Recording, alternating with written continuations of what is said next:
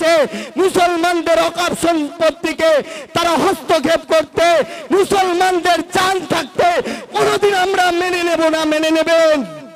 জোরে বলুন, মেনে নেবেন? আমরা আমাদের যতদিন পর্যন্ত এ দেহে আমাদের জান থাকবে, যতদিন পর্যন্ত বিন্দুমাত্র এক ফোঁটা রক্ত থাকবে, মুসলমান সম্প্রদায়ের মানুষ কোনোদিন এই অকাপ সম্পত্তি আমরা আমাদের হাত থেকে ছেড়ে যেতে দেব না।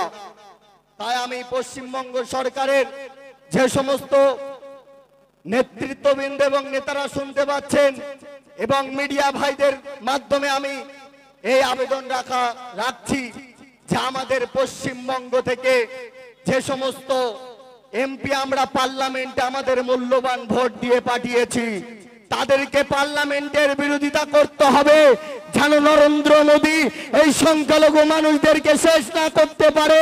আপনারা যদি মনে করেন আমরা পূর্ব পরিকল্পিত ভাবে, এর আগে জানেন পার্লামেন্টে একাধিক বিল পাস হয়েছে, আমাদের যে যিনি দাবি করেন যে আমি পশ্চিমবঙ্গের সংখ্যালঘু দরদি নেত্রী মমতা ব্যানার্জি, তার দলের নেতারা যাদেরকে আমাদের মূল্যবান ভোট দিয়ে পার্লামেন্টে পাঠিয়েছে অর্থাৎ এমপি যারা, তারা বিভিন্ন বিলকে বয়কট করেছে।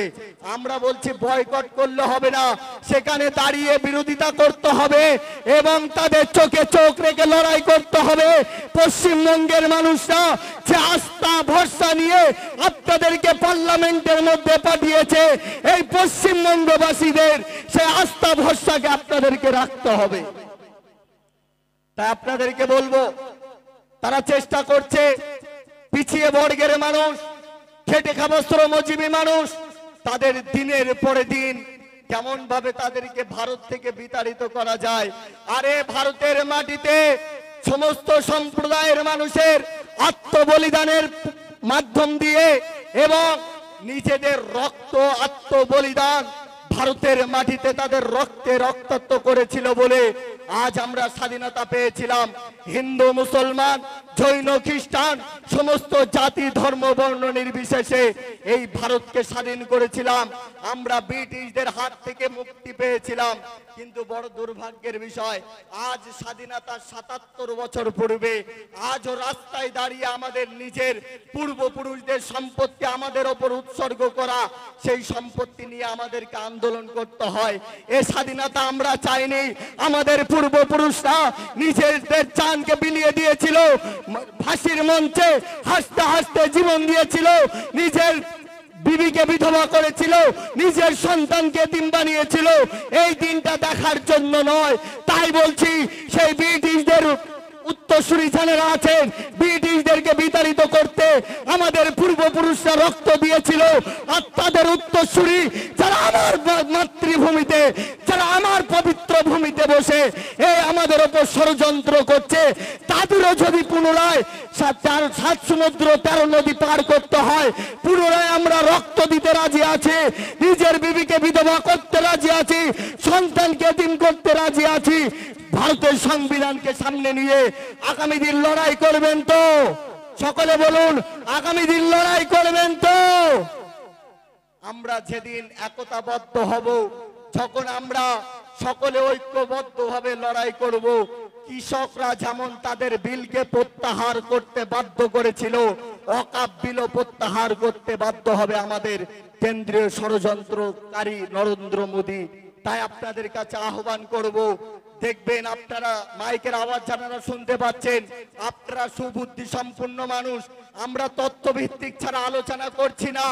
আপনাদেরকে বলছি, ভোটের সময় অনেক দরদি অনেক নেতাকে পাবেন, ভোটের সময় অনেক দলকে পাবেন, অনেক দল এসে বলবে ভাই আমাকে ভোটটা দে, তোদের সবকিছু সুরক্ষা সংরক্ষিত আমরা করে দেব।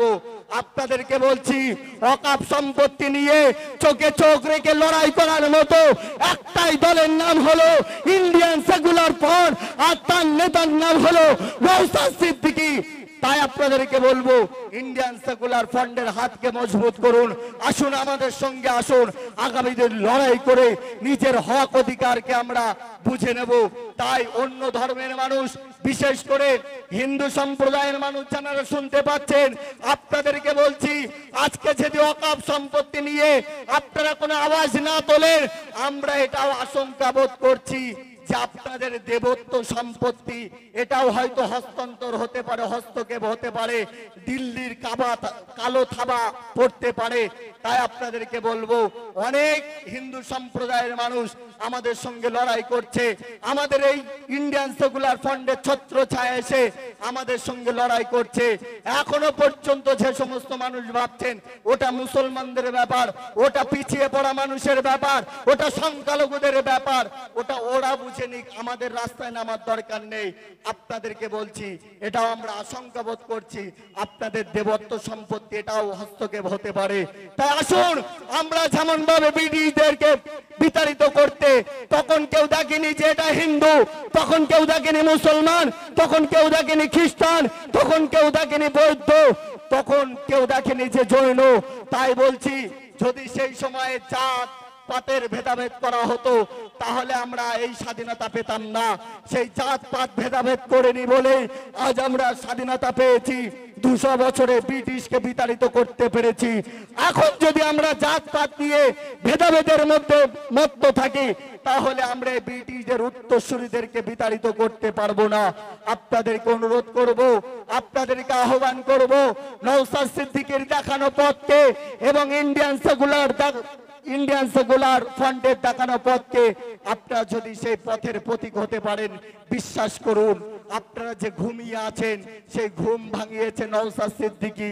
এবং শুধু ঘুম ভাঙলে হবে না, আমরা জেগেছি ঠিকই, কিন্তু জাগার পরে যে গর্জন করার দরকার, যে লড়াই করার দরকার, এখনো পর্যন্ত আমরা ভালোভাবে করতে পারিনি। তাই বলবো, আপনারা আসুন, আমাদের সঙ্গে সংঘবদ্ধ দিন, আগামী দিন লড়াই করে। Doctor B.R.. আম্বেদকর বলেছেন, যে ভারতের সংবিধানকে রচনা করেছিল ডক্টর বি.আর. আম্বেদকর, তিনি বলেছেন যে নিজের স্বাধীনতা নিজেকে ছিনিয়ে নিতে হবে, তোমার স্বাধীনতা তোমাকে কেউ বুঝে দেবে না। অতএব সমস্ত মানুষকে, পিছিয়ে পড়া মানুষকে, ডাক্তার মাস্টার সমস্ত মানুষদেরকে আহ্বান করছি, নিজের স্বাধীনতা নিজেকে বুঝে নিতে হলে মাঠে ময়দানে নেমে লড়াই করতে হবে, নওশাদ সিদ্দিকীর হাতকে মজবুত করতে হবে।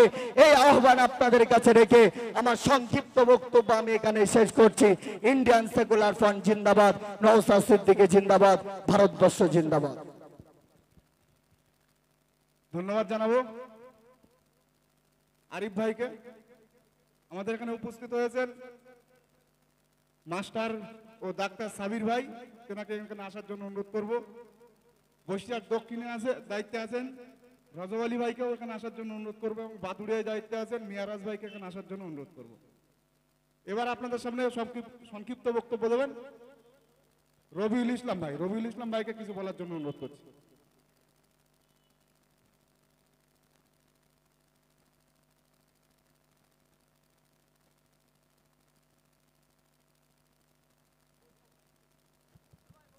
হ্যালো,